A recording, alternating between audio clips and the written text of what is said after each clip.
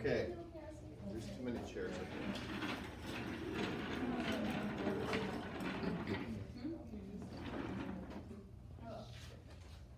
If you need it, send me a text. I said you want green and info.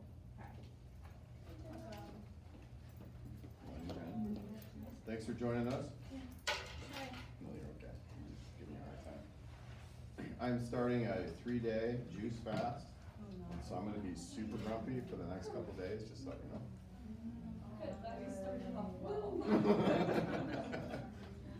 Fine. Okay, so the worksheets that you turned in on Friday, everybody had a really hard time with the last section, which is setting your goal weight. So we're gonna go through that step by step. The sheet that I handed out today, which is this sheet or what you brought in today, is going to go through that step by step so everybody will be able to calculate their goal weight. Then we're also going to do the second part of the sheet. Well, actually from here down, the middle section is we're going to calculate if you do a particular exercise, whether you bike or whether you walk fast paced or whether you run. We're going to go through the calculations to figure out how many calories you did for that particular event. I think it's important that you just work through the math on this so you can understand how VO2 relates to METs and how calories are burned. So we're going to do that. And then the estimated energy requirement is what we're going to do, and it goes step by step on how to do that. So we're just going to work through this worksheet. I'm going to go through, we're going to do the top part first, and then we're going to go through lecture, and then we're going to finish the bottom part after lecture. I only have like 9 slides, so we're going to go quickly through that. Any questions? No? Good. My computer is still. Who does Devo today? Anybody have Devo today? I'm sure you use one. No? Okay. I will go through a Devo here in a second. So I think what this week looks like is today, tomorrow, no, today, Wednesday we meet in here. We'll probably meet over in the singing room or the choir room, yeah, the choir room.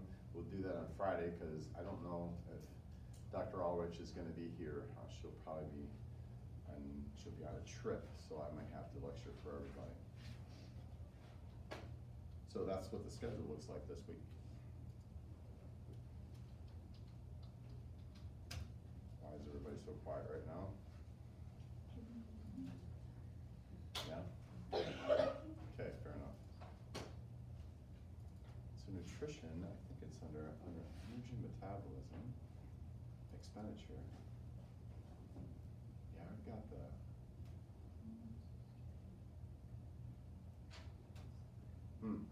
You're right, it's not there. How did you guys find that metabolism one? It was there yesterday afternoon. But I think okay, that's on me because I think I deleted it and put something else in, not wanting to delete that one. So I'll try to put it back in there so you guys can have it, or you can share it amongst yourselves. That's fine.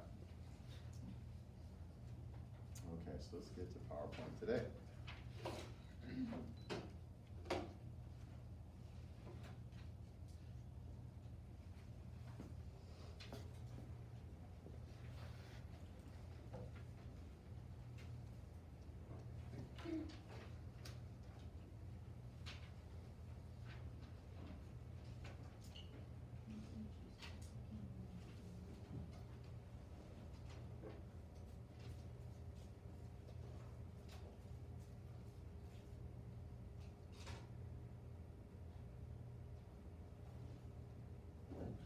Okay, this Devo is entitled Just Once.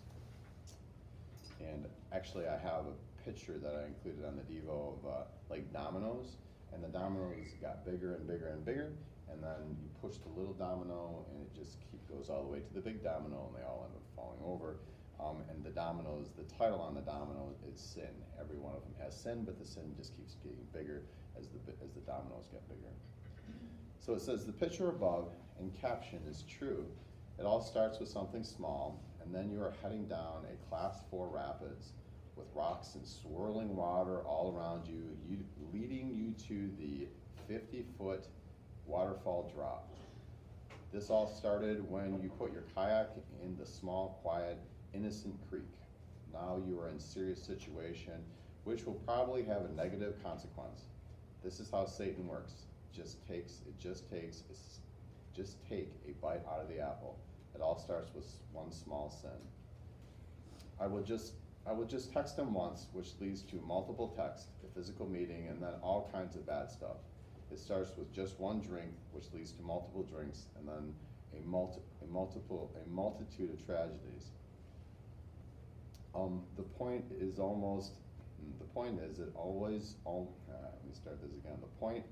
it almost always starts with a small sin. How do you combat the domino effect? You need to have a spiritual and moral compass. You need to check your decision against the 7 spiritual questions. Is what you're doing scriptural based? Is what you're doing a secret? Is what you're doing setting a good example? Is what you're doing leading people to God? Is what you're doing representing Jesus? Is what you're doing bringing God's kingdom to the earth? Is what you're doing spiritual led or personal led? If you answer yes to these questions, then you're doing the right thing. If not, you have to stop what you're doing. Even if it seems insignificant, remember, it all starts with a little sin, a simple bite of an apple. All right, say a prayer. Our Father in heaven, we bow our head and give thanks for this day. We give thanks for the opportunity to worship you. We give thanks that you validated us and breathed life into us, and we have your love in us. Heavenly Father, help us just to be very aware of these small sins that just creep into bigger ones, and help us just to be aware of this. Help us to fight Satan and to protect ourselves, and please help us in protecting us. And we're thankful for all that we have, and we're especially thankful for our Lord and Savior, Jesus Christ. May I say this in the name of the last name, Jesus Christ. Amen. Okay, so let's have everybody start with pulling their sheets out. We're going to the top part of the sheet. And we're going to fill this out. If you've already filled it out, just check your answers and check to make sure everything is right, correct. Okay, so let's go to slideshow from the beginning. All right, so first of all, you need to enter your body fat percentage that you found earlier on your sheet, and you checked it. So put your body fat in there. Okay, then you need to put your pounds, which is your current weight, and multiply it times the percent, what you just put up there for body fat, and this will give you your fat weight. What's that? So multiply your current weight by body fat percent. So that'll be like a 0.18 or a 0.2 or whatever. So multiply that out, and you should have, this will be your non-lean weight, which will be your fat weight, which will be your pounds of fat that you have on you. Okay, so then number 3, so we're going to subtract fat weight from the current weight.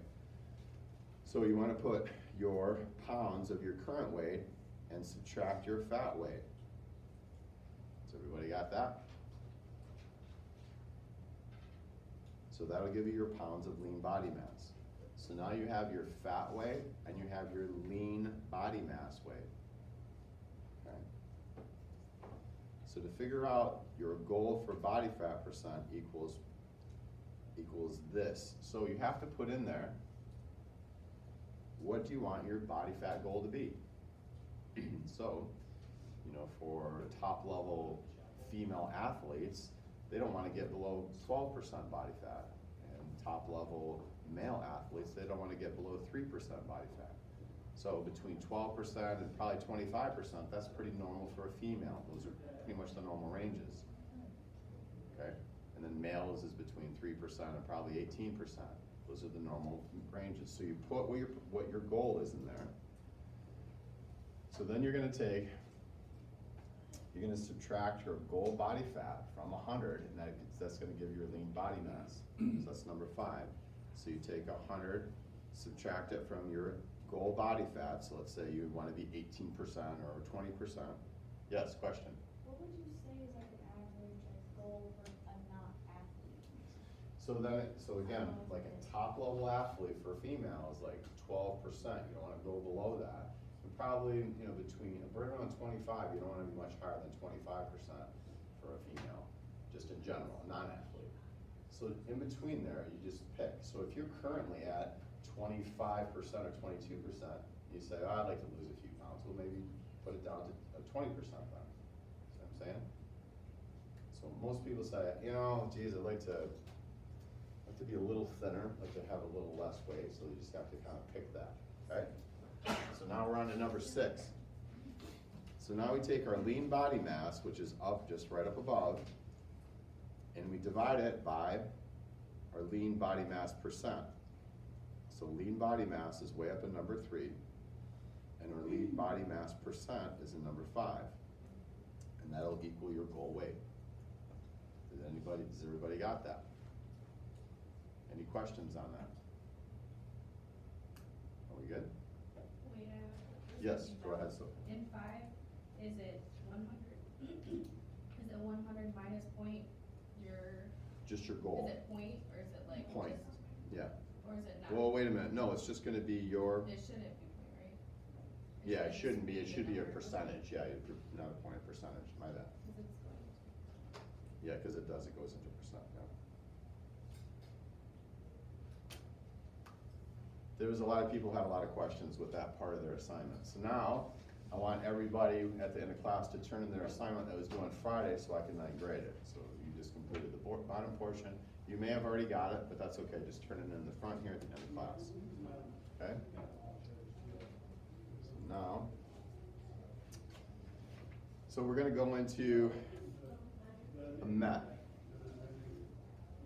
which is a metabolic equivalent of energy for exercise or for an ADL, activity of daily living.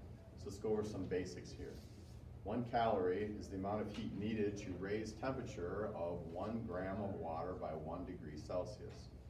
So a kilocalorie is 1,000 calories, which equals a big C for the calorie. So this is what the definition of a calorie is. Okay, did I miss something? Yeah. So energy is the capacity to do work. So we have the chemical energy stores in the body to produce electrical energy, heat energy, and mechanical energy. So, and then plants harness energy from the sun to produce carbohydrates, proteins, and fats. So this is just basic energy principles. We just went through calorie. Now we're going to get to metabolism here. So this is just, this is in your book, and this just talks about energy sources. So we have ATP, we have PCR, which is creatine, let's see, phosphocreatine. No, I gotta look up that name. We have carbohydrates, fats, and proteins. So you can just see an ATP stored in the tissue, and we have about 1 calorie, so we can go about 17 yards with just burning ATP in our body only, okay? So then phosphocreatine is stored in tissues, and we have 4 calories, which we can go 70 yards, okay? So carbohydrates, we talked about this, is stored in different areas. So in the blood glucose, we have 20 calories in the liver, 400 calories in glycogen in the muscle, 1,500 calories, and you can just see the different distances covered there. And the same thing with fat. So adipose tissue with triglycerides, we have total calories is 80,000. So we can go 800 miles if we burn just all of our triglycerides in our body. And muscle protein has 3,000 or 30,000 calories, so we can go 300 miles. So this just gives you an idea of where energy is stored and how far we can go with the energy that's in our body just in general. Okay.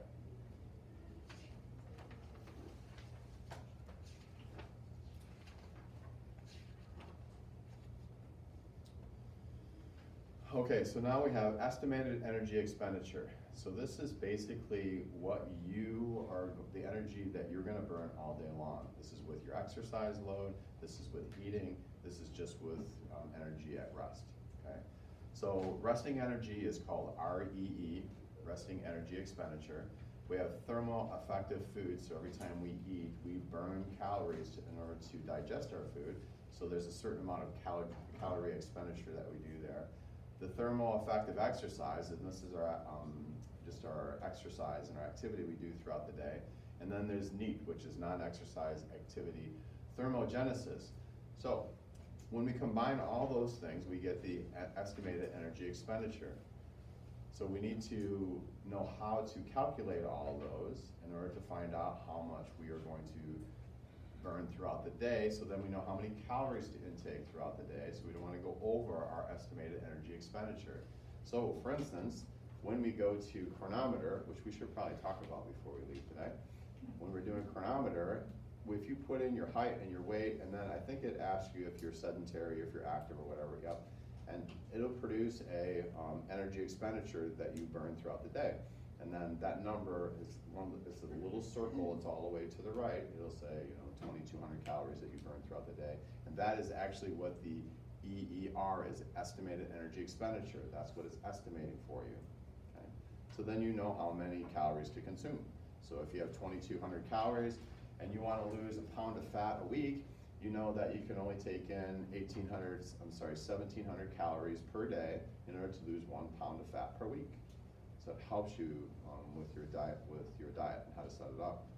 So for instance, this month, I want to decrease calorie intake by 20,000 calories throughout the month, because I want to lose about 6 pounds. Okay? So in order to do that, it's pretty hard to do. So my estimated energy expenditure is about 2,500 calories.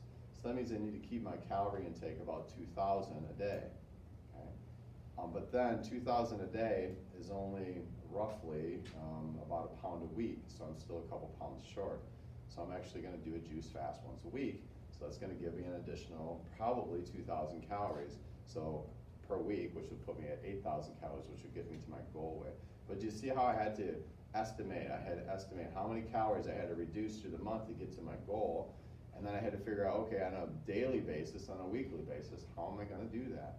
This is what you're going to need to do with your patients, okay? Or your patients or your clients. This is how you have to set it up for them. So once you reach that goal weight, then what do you do to maintain that goal weight? Yeah, so once I reach it, I just have to know that my energy input equals my energy output, or the energy I burn. And if I can maintain that level, then I can maintain my new weight. So I have a new set point in my body. Yeah. So the idea of decrease in energy input and then increase in energy output, I mean, that whole idea is to just lose weight, but once you get to your goal weight, then you just want to balance them. So, is this incredibly boring? Is everybody okay? All right. Okay, so resting energy expenditure, this is how we calculate it. And it's pretty easy. So all you do is you do 1 time your kilograms times 24, and that's going to give you your resting energy expenditure. So that's pretty easy. Everyone knows how to find their kilograms. And it's just 2.2 divide your weight by 2.2. That gives you your kilograms. You multiply it times 24, REE. Okay? So there's other factors that affect REE, and that's caffeine. So it's going to increase energy expenditure by 10%. Smoking actually increases resting energy expenditure. And then extreme cold or heat and altitude also affects it. So you can sit and stand. That's kind of the NEAT that we talked about. So all the fidgeting that people do when they're sitting and they're like doing this with their leg, or they're constantly moving, you're burning calories, and I think it's about up to 300 calories extra per day by just doing fidgeting. So fidgeting is good. Or instead of sitting while you're studying, stand up, or sit on a little yoga ball and then wiggle around while you're doing your studying. All that stuff is good stuff. So sitting is not good. So when you're talking to your patients or when you're talking to your clients, tell them to do things standing.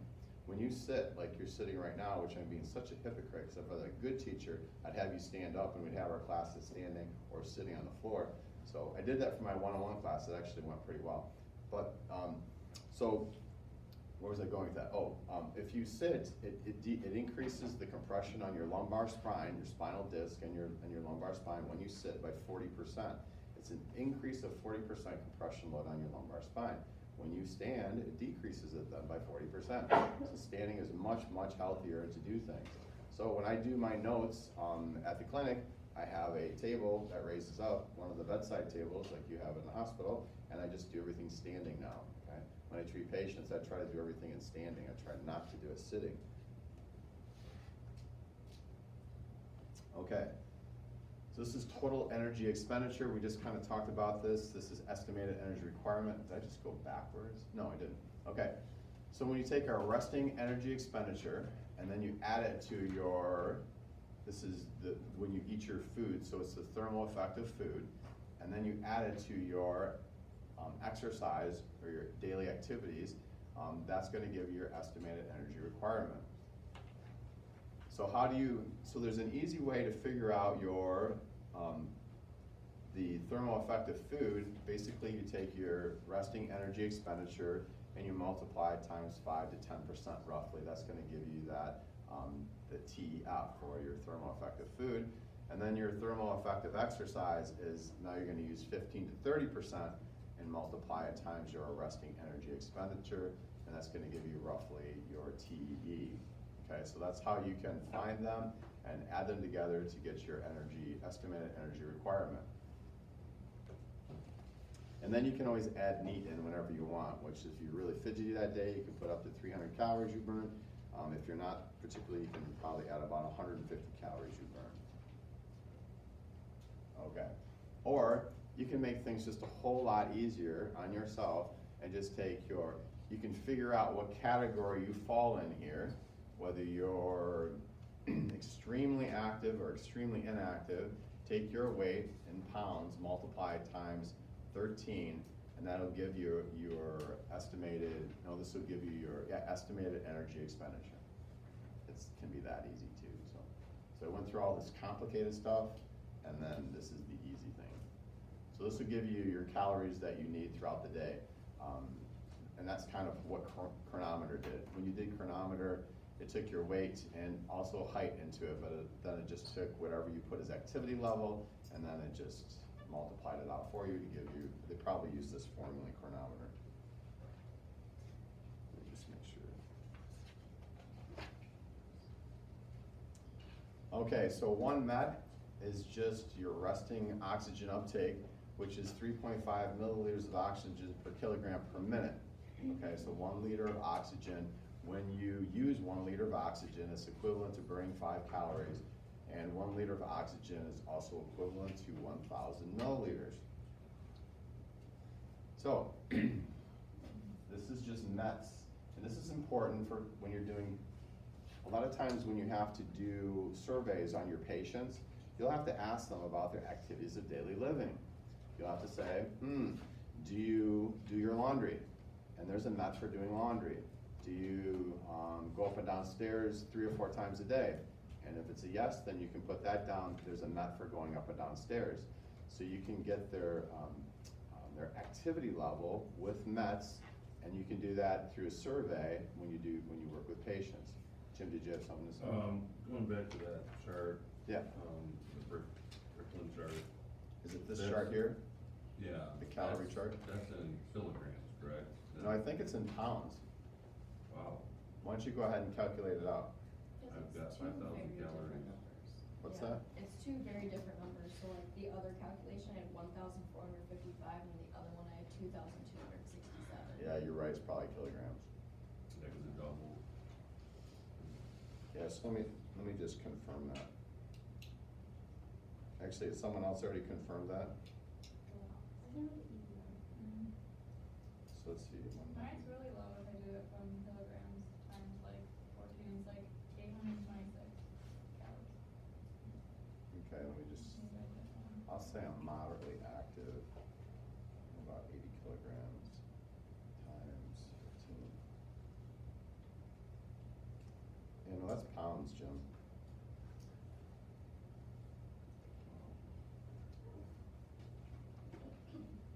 Yeah, that's pounds. Yeah. I calculated mine as moderate activity, and chronometer's got me set at about 1,600 calories, and this gave me 1,700 calories, so it's pounds.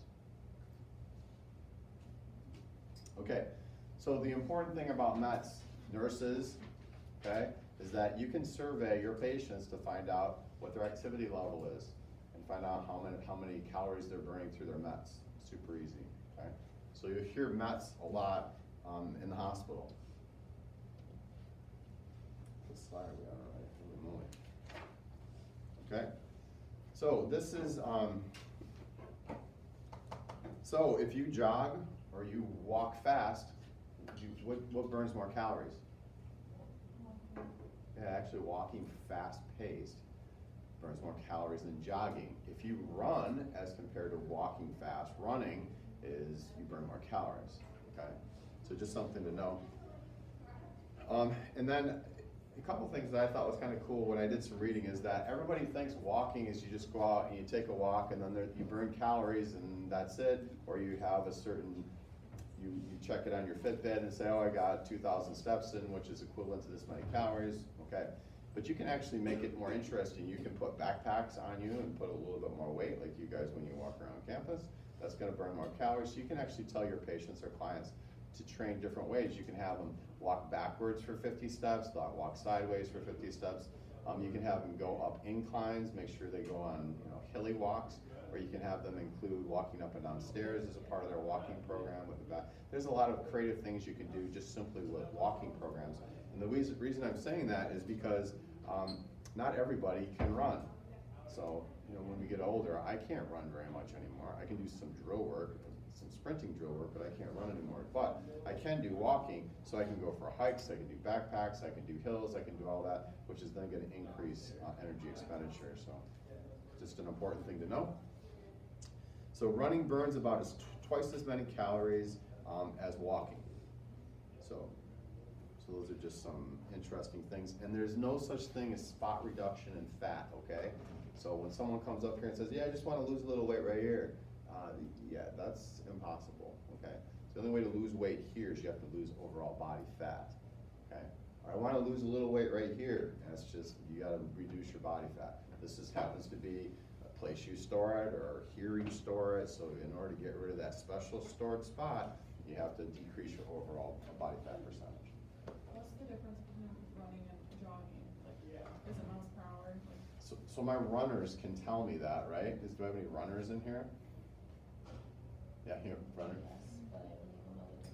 You don't know the difference. So jogging, so when you go into a fast-paced, most people call it a fast-paced walk. So you'll get to the fast-paced walk and then you notice you just can't quite keep up as much with the fast-paced walk. So you go into this little like trot jog. Okay, that's when you go into jogging. But then when you crank it up and then you have to really put effort into it, that's called running. So jogging is probably just after a fast-paced walk. And then when you go further than that, it's a run. So it's funny when I communicate with my patients that are runners, I'm gonna tell them, I don't want you to run, I want you to jog. Do you know what I'm talking about? And they'll say, oh yeah, I know what you're talking about. So that's the difference. Okay, so now we're going to our form here. So let's work through this form together. And you'll turn this form in at the end of class. Okay. So I want everybody to go to, well, shoot, let me see if I can find this site here. It's there's a lot of different sites in here that have METs and MET activities. So I want to, where am I at? I don't have to type it in.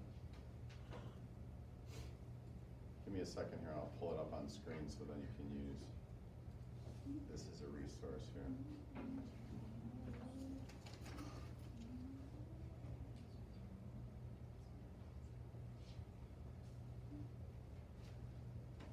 Actually, we're just going to go.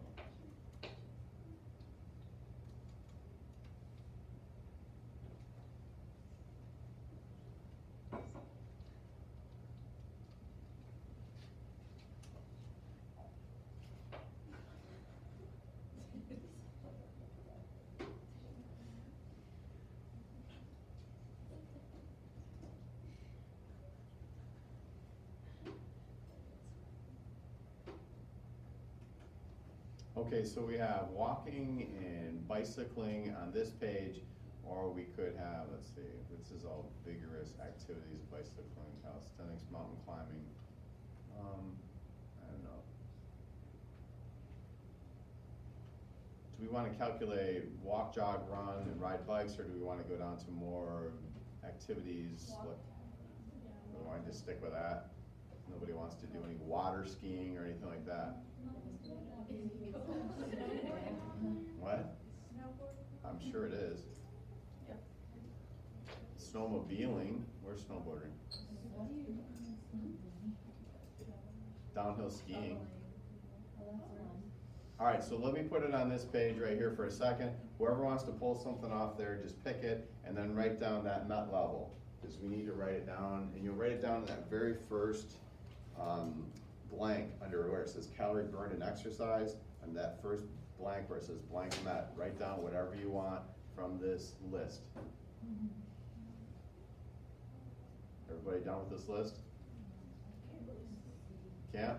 Tell me what you're interested in. Kayaking? What does kayaking start with? The sea? Just kidding. Is it up there? Yeah, at the top, it's 5 METs. Any other fun recreational activities up here?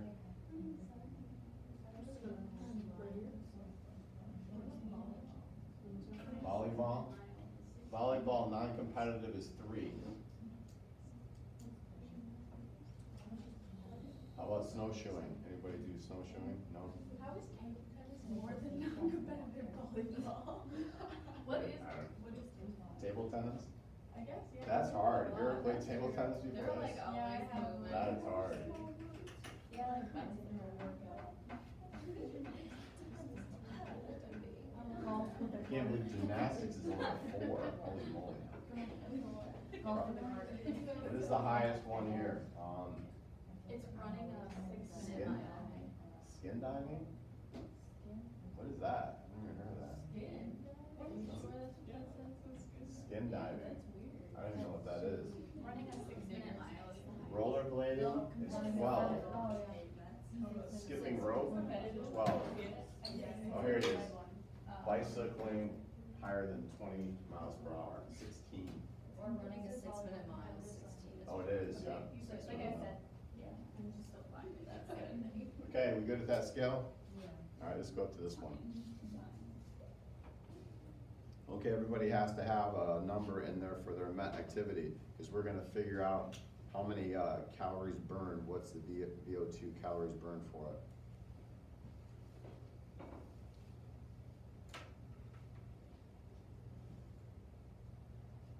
So once you get your MET level, just multiply it times 3.5 and then put it in the blank right there. So that's going to give your milliliters per kilogram per minute. That's the VO2. So do we add up all the MET things that apply to us on a daily basis? Just pick one. Okay, We're calculating one activity that you're going to do. Maybe it's an exercise activity, and we're going to figure out how many calories burned for how long. So this is kind of individualized for you. So you can put your own numbers in there as far as time and all the other stuff. Everybody got that?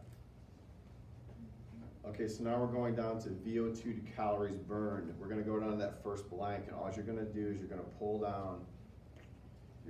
down your first or the second blank that you filled out that you answered, which is the how am I trying to describe this? It's under the calories burned in exercise. We go to that second blank that you filled out, you multiplied your MET times 3.5. You bring that number down to the first blank in the VO2 to calories burned. Was that confusing? No. Okay.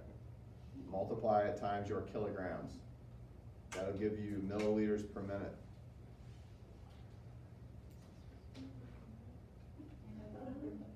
When you're done with that, you pull it down to the next blank. And then you divide it by 1,000. That gives you liters per minute. Pull it down to the next one. Then you multiply it times 5. Who's confused? I'll come back and help you. Got it? So when you get your liters per minute, then you multiply it times 5. That gives you your 5 calories per liter. So now we have calories per minute. you pull your calories per minute down, and you multiply times the number of minutes that you're gonna do your activity. And that's gonna be your calories burned. Did everybody follow that? That's just simply we're pulling it down from the next one to the next one, all the ways down. So who had kayaking? What did you get for, how long were you kayaking for? I just did 60 minutes, so those are something. I usually go like for 3 hours, but, All right, so 60 minutes, what did you get for 60 minutes? 570? 5, 7. Yeah, cause I kayak about an hour, so that's good to know. Cool.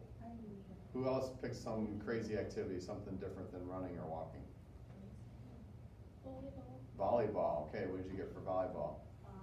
700 went on the. Holy moly, how long did you play for, 2 hours? An hour. An hour? You have 700? Oh my gosh, Competitive, I did competitive volleyball. maybe I should play competitive volleyball, that's good. Or beach volleyball, beach volleyball's hard too. It is, that's a lot harder. And yeah, the difference between walking in the sand and walking on concrete is huge. Okay, so now we're gonna go into the estimated energy requirement. Now remember, this is how much you're burning throughout the day. This is how Chronometer got your numbers. Got your number for calories burned throughout the day. That's how it got that little number in that circle over in the corner. So for females, well, it's all the same. Males just we use different numbers, but that first blank, all you do is you put your weight in there, and that weight is going to be in kilograms. So you multiply that first number for females, it's 9.361 times your weighting in kilograms, and that'll give you your number A, okay? And then you do the same thing, 726 times your height, and that's height in meters. So you have to convert your inches to meters, and that'll give you your B score. Is everyone following this pretty easy? Yeah. All right, so A plus B equals C, that's the next line. Does everybody know what PA is? It is in that box, good. This may sound really silly that I'm talking you through this, but some people really get stuck on this, so we're just working it through. So that's your perceived exertion, perceived activity levels, okay? So you're either sedentary, low activity, or active or very active, so that'll be your D. So your D times your C equals your E. And just keep working it through. And then this number that you have here at the very end should be between, I would say, at least 1,500 to 2,500. That's what you should have somewhere in there. Got it? Does everybody have some number within that range? Yes? Okay. So this is simply how Chronometer goes about doing this. This is how you get your estimated energy requirement. So if you're working with a patient and you want to do it quickly, you just ask them what their activity level is, multiply it times, I think, what was it, 13 to 21 on that one scale that I showed you. Here, I'll show you. Oh, right up here.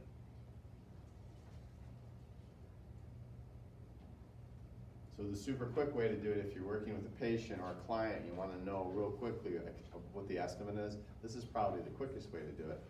But now you know how to do it this way also, which incorporates your thermal effect of food, your thermal effect of exercise, and your resting energy expenditure. So these are all terms that you should know. You should probably be able to complete something like this for the final. So if we give you have a male that is weighs this much, that is this tall, and they are sedentary, you should probably be able to work through this type of equation for the final. Will we have like a chart for like the PA value? Yeah, we'll probably give you that. We'll give you all the variables. You'll just have to work through it. So we have to consider 2 kilograms, I was looking at now, like the conversion. We will. Is it No, we'll help you out with conversions and stuff, so. I mean, it's, the only conversion you have to know is, well, you have to know inches to meters, and you have to know pounds to kilograms. There's only 2 conversions. So, but Dr. Aldrich is pretty, she's pretty flexible with that, so she'll probably give you all those things. That's We what, love her. she wins most of the time. Can you clarify what's due on Wednesday? Okay, that would be a good one. Okay, so the metabolism worksheet, if you didn't turn it in today, bring it on Wednesday. And then, I have no idea what's due on I Wednesday. think it's like a, labels reading. Yes, it's label. And I think that Something like that. There's like meal prep and There's, label reading. there's this one. label reading is Wednesday, and I think there's an assignment. Isn't that an assignment for? Yeah, it's like a work, it's kind of like a worksheet. It is, so let's go through that. Label reading. 7th-day analysis. I think it's in, or meal planning. It is meal planning. Okay, label reading assignment, document. Okay, so you have to go out and find your favorite snack food. Like healthy Most snack people- or favorite snack? Well, I mean, I would say use your regular favorite snack, because you need to understand what you're putting in your body. If you eat this regularly, put it, let's study this. So like Cheetos or Jay's potato chips or whatever, okay? So then, you have to fill in the ingredients and the purpose for, whoa, okay. So you have to fill in the ingredients. And what is the purpose of this ingredient? Okay, so, I just looked up under, I think it's for label reading, I did. I should show this to you, it's just kind of weird.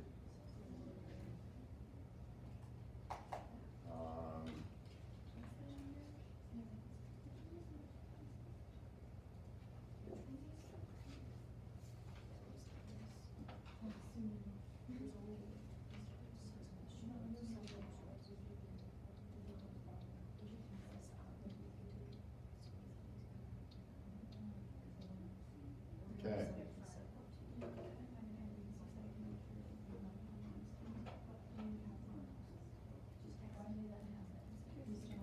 This 62 names of sugar that the Food Incorporated puts on food labels.